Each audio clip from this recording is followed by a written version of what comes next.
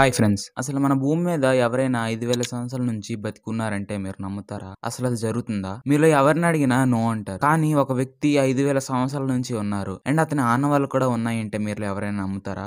అతనెవరో కాదు, అశ్వత్థామ.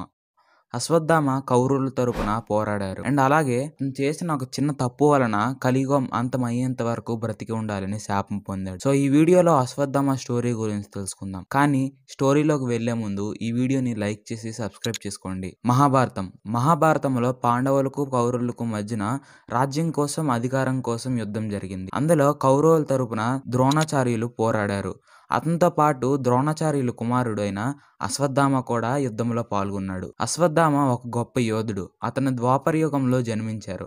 అలాగే శివుని హంస కలిగినవాడు. అతను పుట్టగానే లోకం మొత్తం ఒక పెద్ద గుర్రం సకిలించినట్టు సౌండ్ వచ్చింది. దాంతో ఆకాశవాణి వచ్చి ఈ బాలుడు కారణ జన్ముడు, అశ్వత్థామ అని పేరు పెట్టాలి అన్నారు. అశ్వత్థామ నుదిటిపైన ఒక మణి కూడా ఉంటుంది. ఆ మణి ఉన్నంత వరకు ఏ రాక్షసుడైనా లేకపోతే ఇంకే దేవత వల్ల గాని అతనికి చావు రాదు. అశ్వత్థామ పుట్టిన తర్వాత అతని కుటుంబంకు కనీసం పాలు తాగడానికి కూడా అయ్యేది కాదు. అతను ఆకులు అలములు తింటూ అతని పొట్టయితే గడుపుకునేవాళ్ళు. కానీ వాళ్ళ స్నేహితులకు పాలు మంచి భోజనం తిన్నానని అబద్ధం చెప్పేవాడు. అది చూసిన ద్రోణాచార్యులు నా వల్లే ఈ పరిస్థితి వచ్చిందని ఎవరైనా గోవును దానం చేస్తారేమో అని చూశారు. కానీ ఎవరూ చేయలేదు. ఆఖరికి ద్రోణాచార్యుల వారి చిన్నప్పుడు స్నేహితుడి దగ్గరికి కూడా వెళ్లారు. అక్కడ అవమానం తప్పించి ఇంకేం మిగలలేదు. అలా కొంతకాలం తర్వాత హస్తినాపురానికి వెళ్లి అక్కడ పాండవులకు కౌరవులకు హస్తశస్త్రాలను యుద్ధాలను బోధించారు. అలాగే అతని కొడుకైన అశ్వత్థామకు కూడా యోధుడికి కావలసినవన్నీ నేర్పించారు.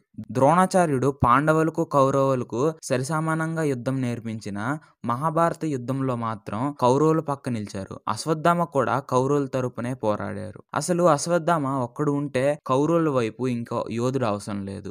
ద్రోణాచార్యులు అశ్వత్థామ కలిసి పాండవుల్ని ఒకరి తర్వాత ఒకరిని హతమారుస్తూ వెళ్లారు. అప్పుడు ఇలా అయితే పాండవుల సైన్యం ఉండదు అనుకొని కృష్ణుడు ద్రోణాచార్యుడి దగ్గర అశ్వత్థామ చనిపోయారని అబద్ధం చెప్పాడు. అది విన్న ద్రోణాచార్యుడు తన తనయుడు చనిపోయాడేమో అని కూలపడిపోయాడు. దాంతో అవకాశం తీసుకున్న ధృష్టజ్ఞుడు ద్రోణాచార్యుడిని హతమార్చాడు. అది తెలిసిన అశ్వత్థామ కోపంతో రగిలి పాండవులను చంపుతూ వెళ్ళాడు. అశ్వత్థామ అర్జునుడిపై బ్రహ్మాస్త్రాన్ని ప్రయోగించాడు.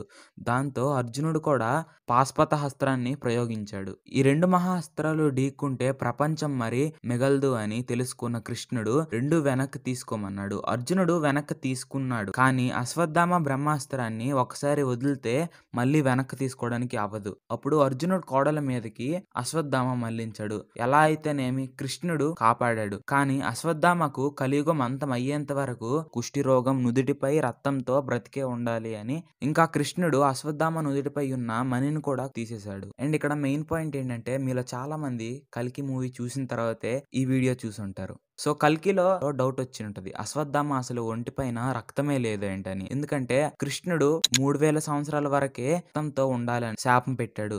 కానీ ఇప్పటికి 5,000 సంవత్సరాలు అయ్యింది. దాంతో శాప విమోచనం అయిపోయింది. సో ఒంటి మీద ఏ రక్తం బొట్టు కూడా లేదు. సో ఈ వీడియోని మీరు ఎక్కడి వరకు చూసారంటే ఈ వీడియో ఎంతో కొంత నచ్చే ఉంటుంది. సో ప్లీజ్ ఈ వీడియోని లైక్ చేసి మీ ఫ్రెండ్స్కి షేర్ చేయండి. అండ్ ఇలాంటి కంటెంట్ కావాలంటే సబ్స్క్రైబ్ చేసుకోవడం మాత్రం మర్చిపోకండి. Thank you.